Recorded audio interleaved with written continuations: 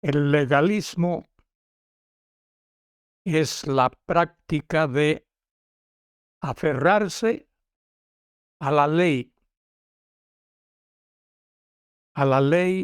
es decir, la ley de Moisés. La ley de Moisés consta de cerca de 300 mandamientos en total. 10 mandamientos, como lo conocemos, le llamamos el Decálogo. Es un resumen de esos cerca de 300 o más mandamientos que aparecen en el Antiguo Testamento. Hay grupos, hay denominaciones, hay individuos que se aferran a la ley y quieren que todos los creyentes vivan aferrados a la ley.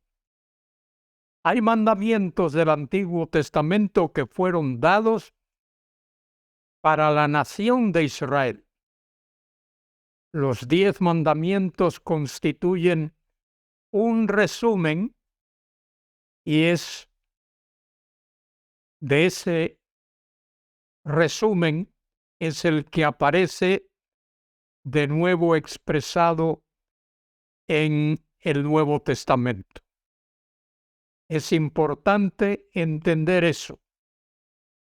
No seamos legalistas, seamos personas creyentes, estudiosos de toda la palabra de Dios y honremos esa palabra de Dios.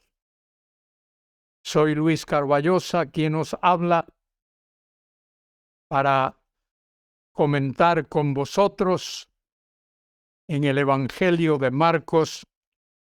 Hoy comento la parte final del capítulo 2, aunque ya he hablado de esos versículos, quiero repasarlos nuevamente. Es más, voy a comenzar con el versículo 21 del capítulo 2, donde el Señor dice: nadie pone remiendo de paño nuevo en vestido viejo. De otra manera, el mismo remiendo nuevo tira de lo viejo y se hace peor la rotura. Y nadie echa vino nuevo en odres viejos. De otra manera, el vino nuevo rompe los odres y el vino se derrama y los odres se pierden, pero el vino nuevo en odres nuevos se ha de echar. Lo que el Señor está diciendo aquí es que la revelación de Dios es progresiva. Dios nos revela más y más y más por medio de su palabra. La Biblia comienza con la creación, cómo Dios creó todas las cosas, y luego lo que Dios hizo cuando escogió a Abraham, formó la nación de Israel. También nos habla del acontecimiento del diluvio y de muchas otras cosas en el Antiguo Testamento. Luego tenemos el Nuevo Testamento que comienza con los Evangelios, seguido del libro de los Hechos, luego las epístolas de Pablo y las epístolas generales, y luego concluye de manera estupenda con el libro del Apocalipsis, la consumación de todas las cosas cuando Dios ha de crear nuevos cielos y tierra nueva. Y dice aquí en el Evangelio de Marcos, capítulo 2, versículo 23, aconteció que al pasar por los sembrados, un día de reposo, sus discípulos andando comenzaron a arrancar espigas. Eso disgustó a los fariseos, quienes protestaron, y en el versículo 24 dice: entonces los fariseos le dijeron al Señor Jesús, por supuesto, mira, ¿por qué hacen en el día de reposo lo que no es lícito? Es decir, para ellos, en el día de reposo, en el sábado, arrancar espigas no estaba permitido, eso era trabajo. Pero Jesús les da una tremenda lección. Pero él, el Señor Jesús, les dijo: ¿nunca leísteis lo que hizo David cuando tuvo necesidad y sintió hambre, él y los que con él estaban?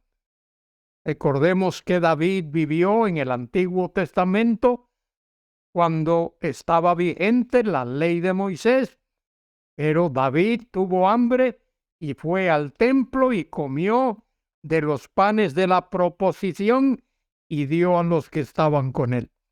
Esto lo explica el versículo 26. ¿Cómo entró en la casa de Dios?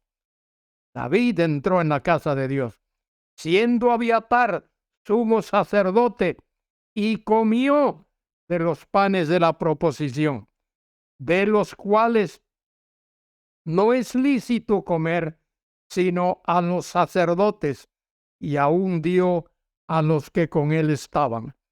También les dijo: el día de reposo fue hecho por causa del hombre, y no el hombre por causa del día de reposo.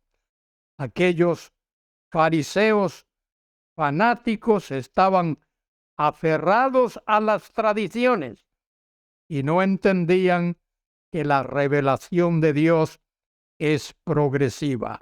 El pasaje termina diciendo: por tanto, el Hijo del Hombre es Señor aún del día de reposo. El Hijo del Hombre es Jesucristo.